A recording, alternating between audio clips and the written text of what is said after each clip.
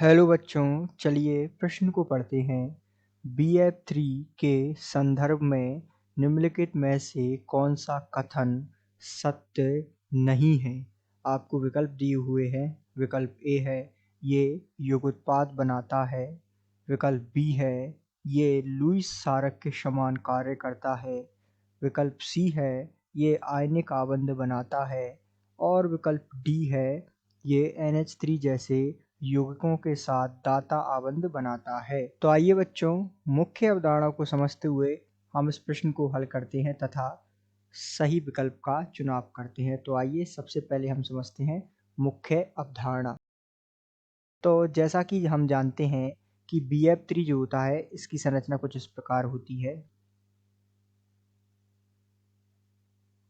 तो ध्यान दीजिएगा, इसमें जो है 3 बंध पाए जाते हैं, BF1, BF2 और BF3। और इन तीनों बंधों में कुल कितने इलेक्ट्रॉन पाए जाते हैं? 6 इलेक्ट्रॉन। अर्थात ये जो है इलेक्ट्रॉन न्यून होता है।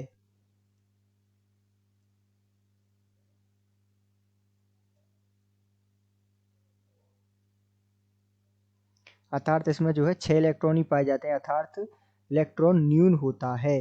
तो ये जो है इलेक्ट्रॉन न्यून होने के कारण सामान्यतः जो NH3 है जिस पर नाइट्रोजन पर एक लोन पेयर होता है उससे इलेक्ट्रॉन ग्रहण करता है। अर्थात कुछ इस प्रकार जो है इसकी ग्रहण की प्रक्रिया होती है। ध्यान दीजिएगा।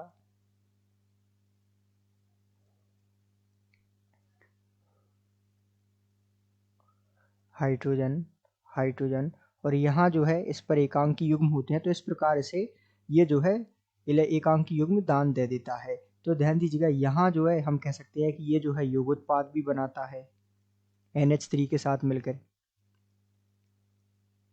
साथ में BF3 जो होता है वो लुईस अम्ल होता है, ना कि लुईस क्षार होता है, क्योंकि ये जो है इलेक्ट्रॉन ग्रहण करता है ना कि इलेक्ट्रॉन दान देता है। तो ये लुईस अम्ल होता है। तो इस आधार पर आइए हम सही विकल्प का चुनाव करते हैं। तो प्रश्न में कहा है कि कौन सा कथन सत्य नहीं है।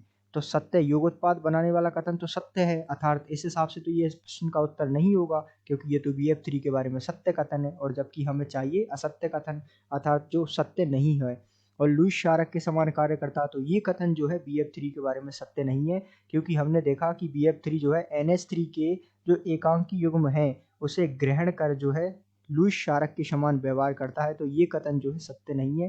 तो इस हिसाब से ये प्रश्न का उत्तर होगा विकल्प सी। देखिए, ये आयनिक आबंध बनाता है, तो अर्थात ये आयनिक आबंध नहीं सहसंयोजी आबंध बनाता है। तो वैसे तो ये कथन भी सत्य नहीं है, तो इस कारण ये भी इस प्रश्न का सही उत्तर हो जाएगा। और विकल्प डी है ये NH3 जैसे यौगिकों के साथ दाता आबंध बनाता है, अर्थात NH3 इसे जो है यहाँ इलेक्ट्रॉन युग्म दान कर देता है। तो NH3 जो है दाता होगा यहाँ। तो ये जो है कथन सत्य होगा। तो सत्य होने के कारण ये इसका उत्तर नहीं होगा, क्योंकि हमसे पूछा है सत्य नहीं है।